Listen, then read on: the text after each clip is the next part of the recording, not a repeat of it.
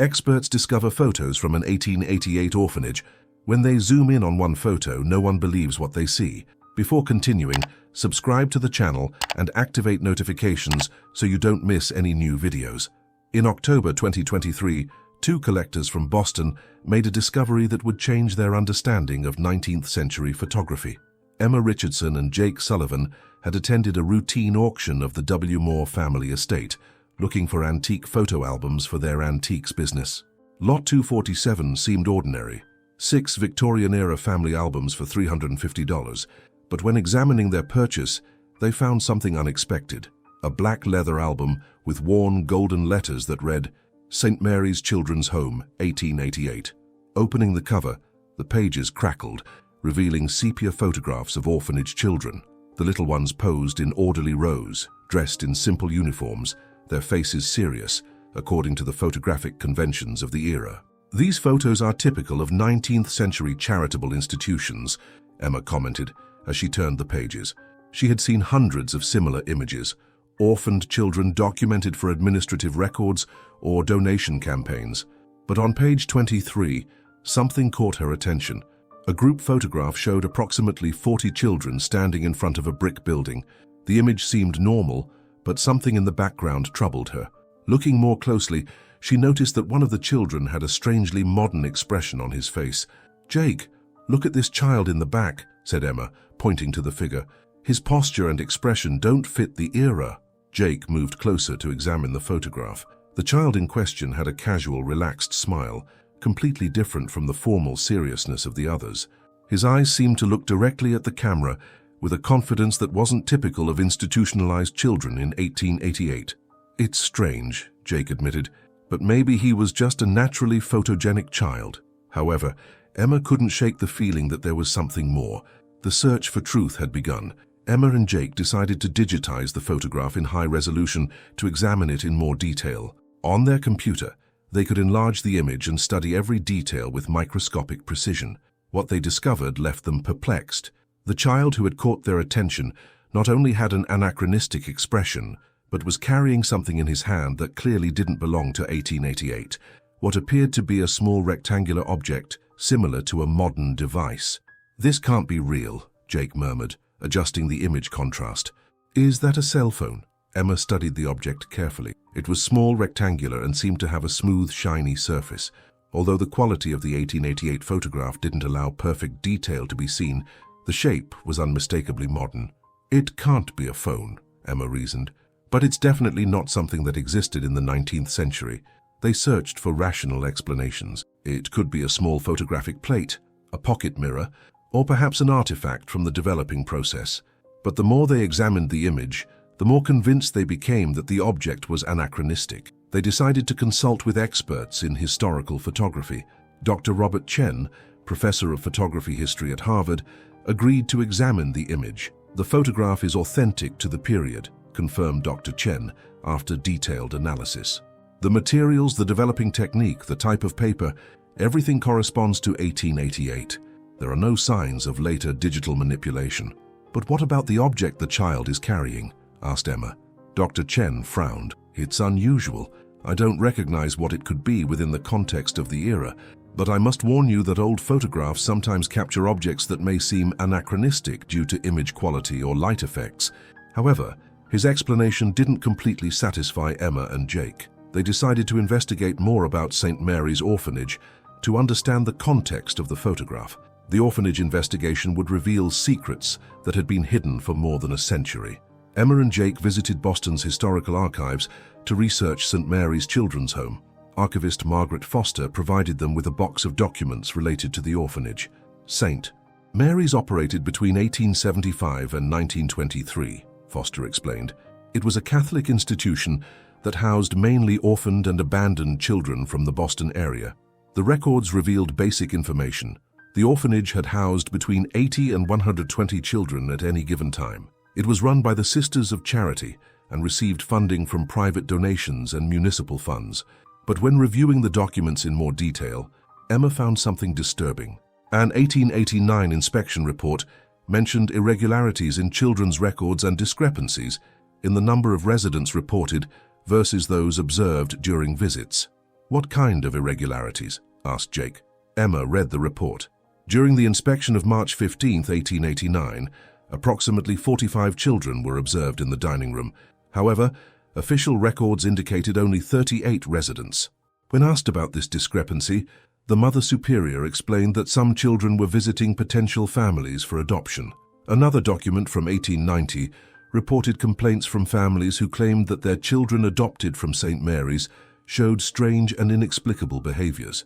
One father wrote, "My adopted son seems to know things that a child his age shouldn't know, especially about current events and technologies." "It's strange," Jake commented. "How could an orphaned child from 1890 know about technologies of the era?" The investigation became more intriguing when they found the personal diary of Sister Catherine O'Malley, who had directed the orphanage between 1885 and 1895. "Some of our children are different," she had written in 1888. "They possess knowledge and behaviors that don't correspond to their upbringing. It's as if they had lived previous, more complex lives." Emma and Jake exchanged glances. "Is she suggesting that some children weren't what they seemed?" They continued reading. "The child Thomas in particular troubles me. He occasionally speaks of flying machines and lights that work without fire. When I ask him where he learned these things, he says he remembers them from before." The description matched the child in the photograph who had originally caught their attention. Dr. Foster directed them to a special section of the archive that contained the orphanage's medical records. These documents were in better condition and provided more detailed information about daily life at St. Mary's. The orphanage physician, Dr. William Hartwell, had maintained meticulous records of the children's health, but his notes revealed puzzling observations. Patient Thomas Mackenzie, estimated age 8 years, Emma read from an 1888 medical file, shows normal physical development, but extraordinarily advanced cognitive knowledge, describes medical procedures that we teach in elementary institutions. Jake found another equally disturbing file. Patient Mary Sullivan, age 10 years. During examination, she described internal anatomical details with precision that only someone with advanced medical education could know. When asked about the origin of this knowledge, she claimed to remember it from her previous family. Dr. Hartwell had documented a dozen children with similar characteristics between 1887 and 1891. All showed exceptional intelligence, anachronistic knowledge, and an understanding of the world that exceeded their formal education. "I have observed that these particular children seem to adapt more quickly to new situations and show unusual resistance to common diseases," the doctor had written. "It's as if they possessed previous experiences that prepared them for institutional life." Even more disturbing, Dr. Hartwell had noted that these special children often disappeared without explanation. His records showed that of the 12 children with exceptional characteristics, only 3 had been officially adopted. The other 9 had simply stopped appearing in the records without documentation of transfer or adoption. Thomas Mackenzie no longer resides in the institution as of October 20th, 1890, the doctor had noted. There are no records of adoption or transfer. Sister O'Malley indicates that family came to get him, but I cannot locate the corresponding documentation. Emma and Jake began to suspect that something more complex was occurring at St. Mary's. The special children seemed to have mysterious origins and equally inexplicable destinies. "Do you think these children were different in some way?" asked Jake. Emma studied the original photograph again. "Or maybe someone placed them there intentionally." Emma and Jake decided to visit the site where St. Mary's Children's Home had been located. The building had been demolished in 1925, but municipal records indicated its exact location in Boston's North End. The area was now occupied by a modern condominium complex, but they found a small commemorative plaque that briefly mentioned the orphanage's existence. An elderly area resident, Michael O'Brien, approached while they were examining the plaque. "My grandfather lived on this street when the orphanage was still here," said O'Brien. "He always told strange stories about that place." Emma and Jake were immediately interested. "What kind of stories?" "He said he occasionally saw children entering and leaving the building at odd hours. Children who didn't seem to dress like the others, and sometimes there were lights in the windows after everyone was supposed to be sleeping." O'Brien invited them to his house to show them some family documents. His grandfather had been a merchant in the area and maintained detailed records of neighborhood activities. "Here it is," said O'Brien, showing a diary from 1889. "September 15th. Again, I saw unknown children near the orphanage after nightfall. They wore clothes I don't recognize and seemed to be waiting for something or someone. Another entry said, "The orphanage children I see during the day are different from those who occasionally appear at night. The nocturnal ones seem more aware of their surroundings and less institutional in their behavior." Jake asked if there were more records. O'Brien brought a box of family papers that included correspondence between his grandfather and other area merchants. A 1890 letter between local merchants mentioned, "Orphanage suppliers report inconsistent orders. Some months they request supplies for 120 children, other months for only 80. No clear explanation for the variations." Emma began to formulate a theory. What if some of the children weren't permanent residents? What if they came from somewhere else temporarily? "But from where?" asked Jake, "and why?" The answer to those questions would require deeper investigation into the mysteries surrounding St. Mary's. Through genealogical records, Emma and Jake managed to locate descendants of some children who had lived at St. Mary's. The first family they contacted was that of Margaret Sullivan Chen, great-granddaughter of Mary Sullivan, one of the girls mentioned in Dr. Hartwell's medical records. "My great-grandmother always told strange stories about her years at the orphanage," said Margaret during their meeting at a Cambridge cafe. She spoke of special visitors who occasionally appeared to help the children. Emma showed the photograph that had started their investigation. Margaret studied it carefully. "My great-grandmother is in this photo," she said, pointing to a girl in the second row. "But she always said there were other children at the orphanage who didn't appear in official photographs." "What does that mean?" asked Jake. "According to her, there were children who came for short periods, usually when there were problems or emergencies. These children seemed to know exactly what to do to help, as if they had been there before." Margaret shared more details from family stories.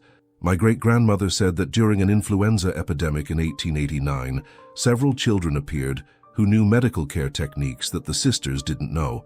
They helped save many lives, but disappeared as soon as the crisis passed." The second family provided equally intriguing information.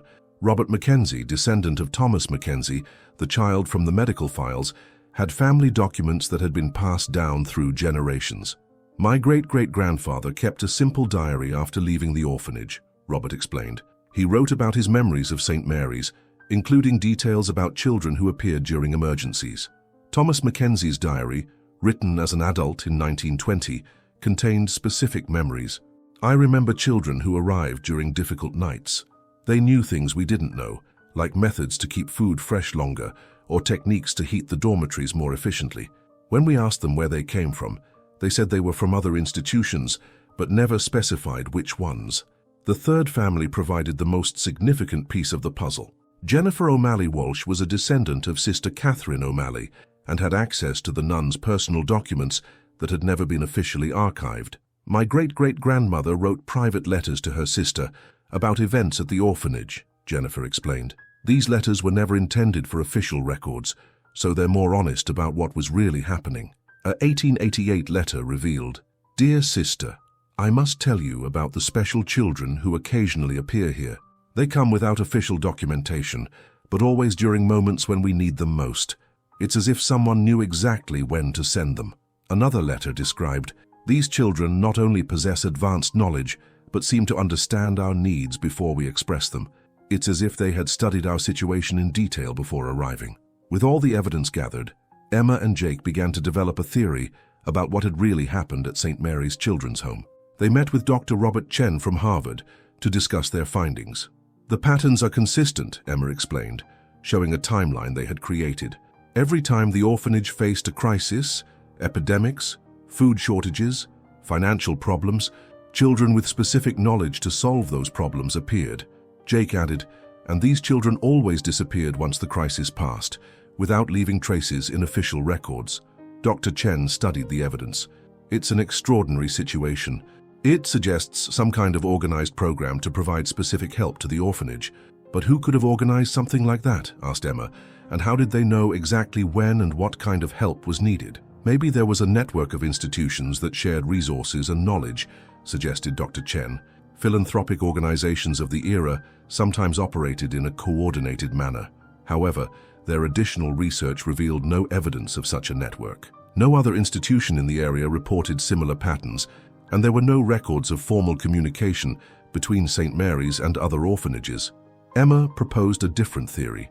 What if there was a secret organization dedicated specifically to helping St. Mary's? Maybe a group of wealthy benefactors who trained children for specific missions.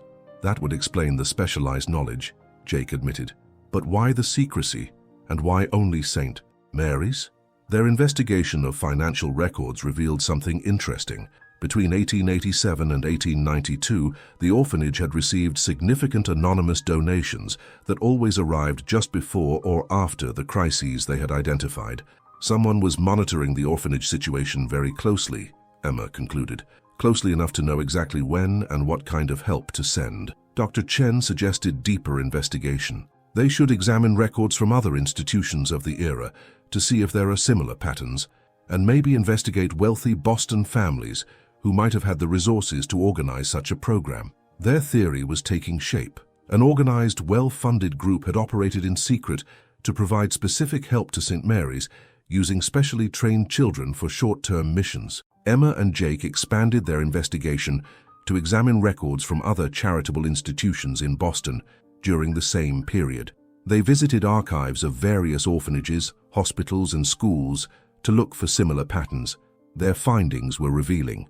Boston Children's Hospital had reported the occasional appearance of young volunteer assistants during medical emergencies between 1888 and 1893. These young people showed advanced medical knowledge, but disappeared without leaving employment records.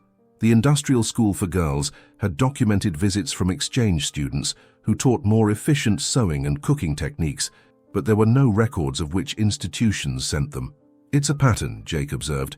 Someone was sending trained young people specifically to institutions that needed help. Their investigation of wealthy Boston families led them to records from the New England Philanthropic Society, a private organization that coordinated charitable efforts among the region's wealthiest families.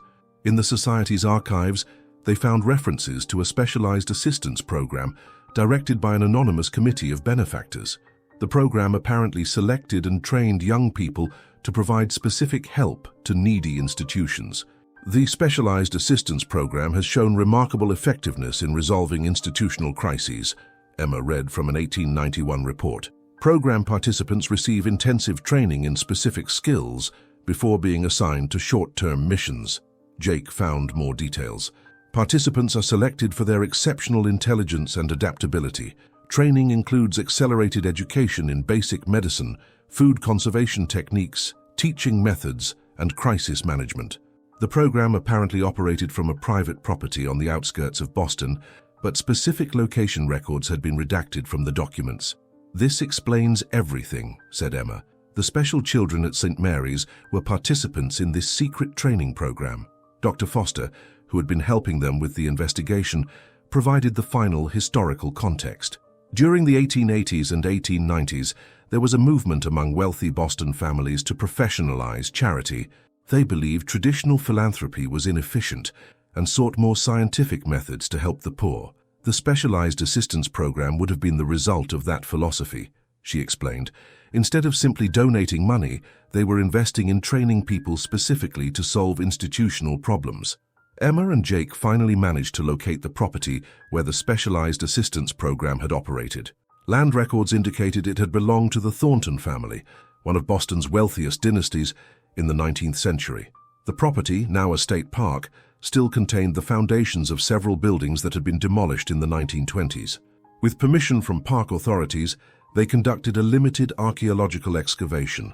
They found physical evidence of the program, buried educational materials, including advanced medical textbooks, food conservation technique manuals, and teaching method guides, all dated between 1885 and 1895.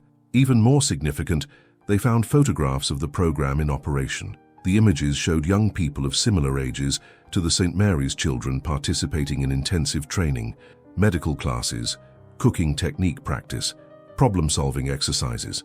"Here it is," said Jake, pointing to a photograph showing approximately 20 young people posing in front of a training building. "These are the special children from St. Mary's."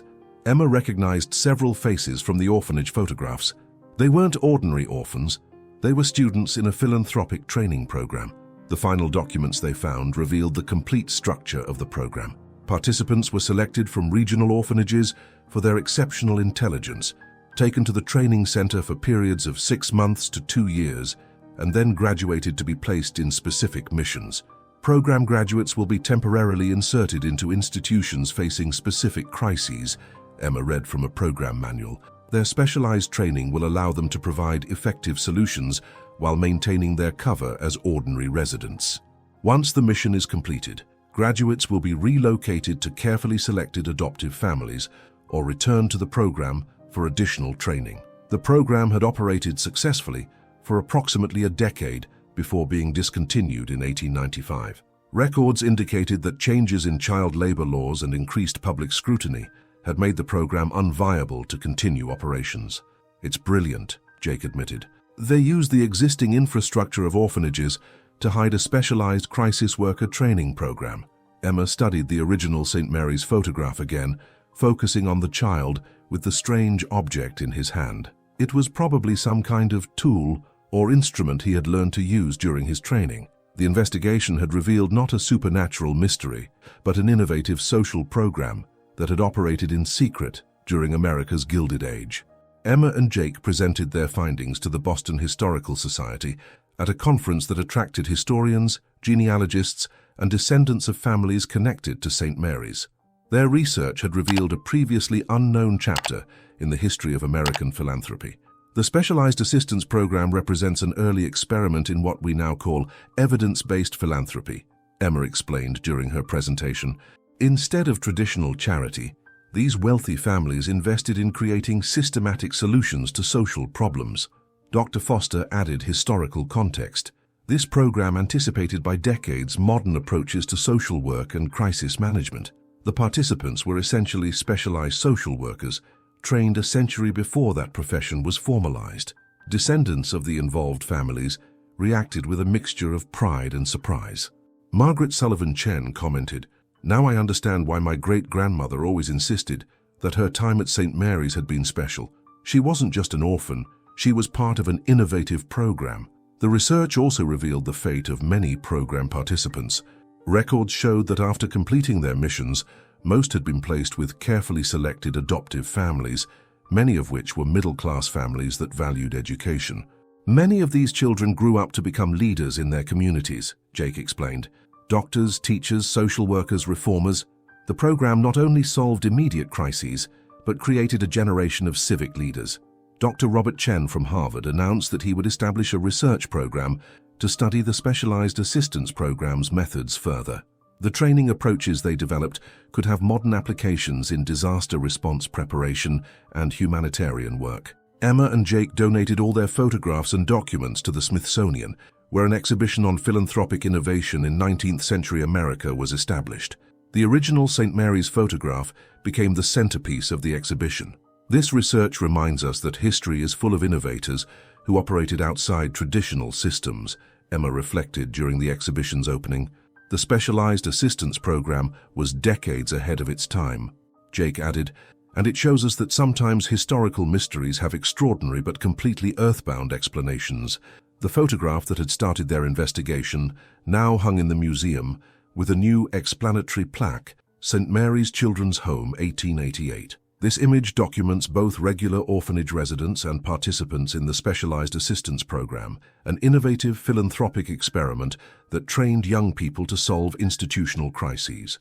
The child with the mysterious object had been identified as Thomas Mackenzie, who had completed specialized medical training and had been sent to St. Mary's during an influenza epidemic. The object in his hand was a primitive medical instrument he had learned to use during his training.